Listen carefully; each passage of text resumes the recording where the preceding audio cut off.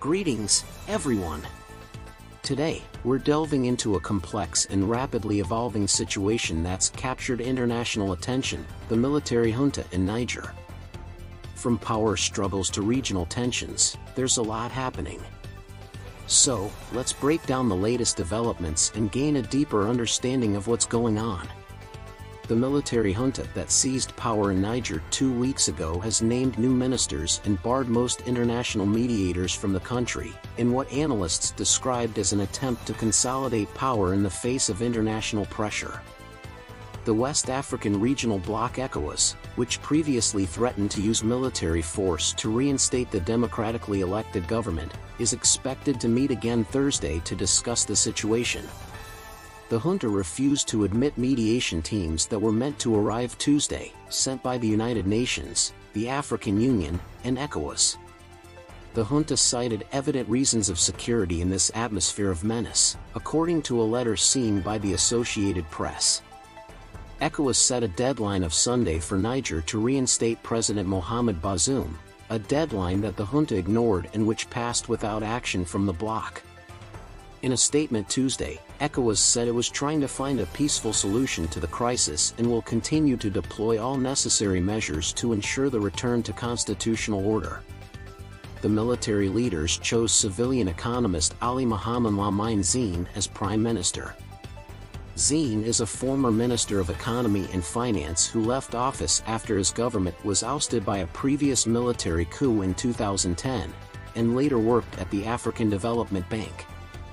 The establishment of a government is significant and signals at least to the population that they have a plan in place, with support from across the government, said Annalise Bernard, a former U.S. State Department official who specialized in African affairs and who is now Director of Strategic Stabilization Advisors, a risk advisory group.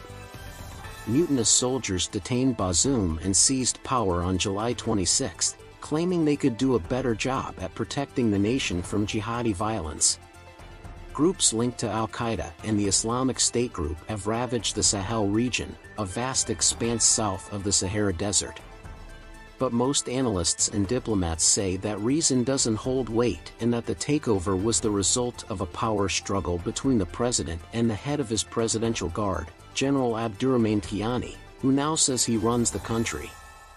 The coup comes as a blow to many countries in the West, which saw Niger as one of the last democratic partners in the region they could work with to beat back the extremist threat. It's also an important supplier of uranium. Niger's partners have threatened to cut off hundreds of millions of dollars in military assistance if it does not return to constitutional rule. While the crisis drags on, Niger's some 25 million people are bearing the brunt. It's one of the poorest countries in the world, and many Nigerians live hand-to-mouth and say they're too focused on finding food for their families to pay much attention to the escalating crisis. Harsh economic and travel sanctions imposed by ECOWAS since the coup have caused food prices to rise by up to 5%, say traders. Berkman Chiboso, a shop owner from neighboring Benin who works in Niger's capital, Niamey, said it's been hard to get anything into the country to stock his shop near the airport. If it continues like this, the situation is going to become very difficult, he said. Niamey appeared more tense on Tuesday, with security forces checking vehicles. This week, the junta shut Niger's airspace and temporarily suspended authorization for diplomatic flights from friendly and partner countries, said the Ministry of Foreign Affairs. Also this week, acting U.S. Deputy Secretary of State Victoria Nuland met with the coup leaders, but said they refused to allow her to meet Bazoum, who has been detained since being toppled. She described the mutinous officers as unreceptive to her appeals to start negotiations and restore constitutional rule. The U.S. has some 1,100 military personnel in the country and has seen Niger as a strategic and reliable partner in the region. Nuland made more headway than other delegations. A previous ECOWAS delegation was prevented from leaving the airport. It's unclear what coordination is taking place among the various mediation attempts. Some experts have worried that if efforts are not coordinated, it could undermine ECOWAS.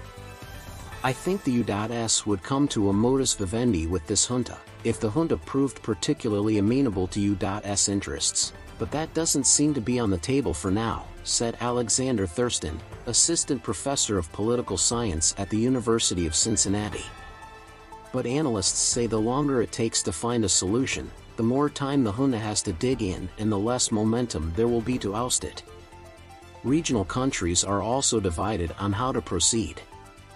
Neighboring Mali and Burkina Faso, both of which are run by military regimes, have sided with the junta and warned that an intervention in Niger would be tantamount to a declaration of war against them. In a joint letter Tuesday to the United Nations, the two countries appealed for the organization to prevent by all means at its disposal armed action against a sovereign state. Mali and Burkina Faso also sent representatives to Niamey this week to discuss military options. Officials from all sides said the talks went well. As the situation in Niger continues to unfold, questions about stability, democracy, and regional dynamics linger. The longer this crisis persists, the more complicated it becomes. We'll be closely monitoring the developments and providing updates as they come.